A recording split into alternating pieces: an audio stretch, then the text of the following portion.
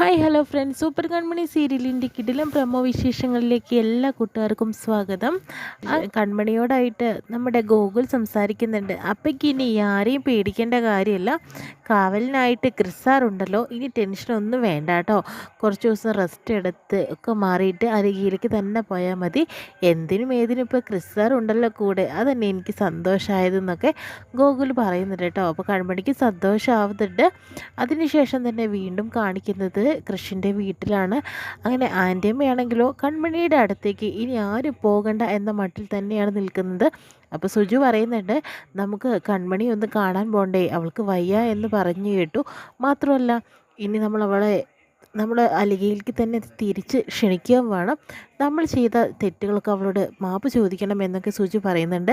അതിന് അവളുടെ വീട്ടിലേക്ക് തന്നെ പോകണം എന്നും സാഗറിനോട് അപ്പോഴത്തേനും ആൻറ്റിയമ്മയ്ക്ക് അങ്ങനെ ദേഷ്യം വരുന്നിട്ടോ. അവിടെ ആരെ ഇരിക്കുന്നത്, അങ്ങോട്ട് പോകാനായിട്ട് അവൾ ഓഫീസിൽ വരുമ്പോൾ പറഞ്ഞാൽ മതി പറയേണ്ടതൊക്കെ, അവൾ വീട്ടിൽ പോയി അന്വേഷിക്കേണ്ട കാര്യമൊന്നുമില്ല എന്ന് പറഞ്ഞാൽ അവരൊക്കെ നന്നായിട്ട് തന്നെ വഴക്ക് പറയുന്നു കേട്ടോ. പിന്നീട് കാണിക്കുന്നത് മാനസയാണെങ്കിലും എല്ലാ അധികാരങ്ങളും മാനസയുടെ അടുത്ത് എത്തിയതോടുകൂടി തന്നെ സ്റ്റാഫിൻ്റെ ഫോണിൽ നിന്നൊക്കെ തന്നെ മാനസ കൺമണിയെ വിളിക്കുന്നുണ്ട് കേട്ടോ. കൺമണിയോട് പറയുന്നുണ്ട് എത്രയും പെട്ടെന്ന് തന്നെ ഇന്ന് ലീവാണെന്നുള്ള രീതിയിൽ കൺമണി പറയുന്നുണ്ട്, എനിക്ക് വയ്യ മേഡം എന്നൊക്കെ പറയുമ്പോഴത്തേനും അതൊന്നും പറഞ്ഞാൽ പറ്റില്ല, 1 മണിക്കൂറിനകം ഈ അലികയിലേക്ക് തന്നെ നീ എത്തിയിരിക്കണം, അല്ലെങ്കിൽ നിൻ്റെ ജോലി തെറിക്കും എന്നൊക്കെ മാനസ കൺമണിയെ ഭീഷണിപ്പെടുത്തുന്നുണ്ട്. എന്താ ഇപ്പം ഇങ്ങനെ സംഭവിക്കാൻ കാരണം എന്ന് കൺമണിക്ക് അറിയില്ല. കൺമണിക്ക് നല്ല വയ്യാത്തതാണ്, പനിയാണ്.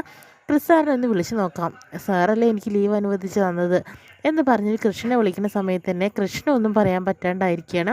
കാരണം മൊത്തത്തിൽ മാനസ നമ്മളെ പൂട്ടിയിരിക്കുകയാണെന്നുള്ള കാര്യം കൺമണിയോട് പറയാൻ കൃഷ്ണന് പറ്റിയിട്ടില്ല. അതുകൊണ്ടാണ് ഇങ്ങനെയൊക്കെ.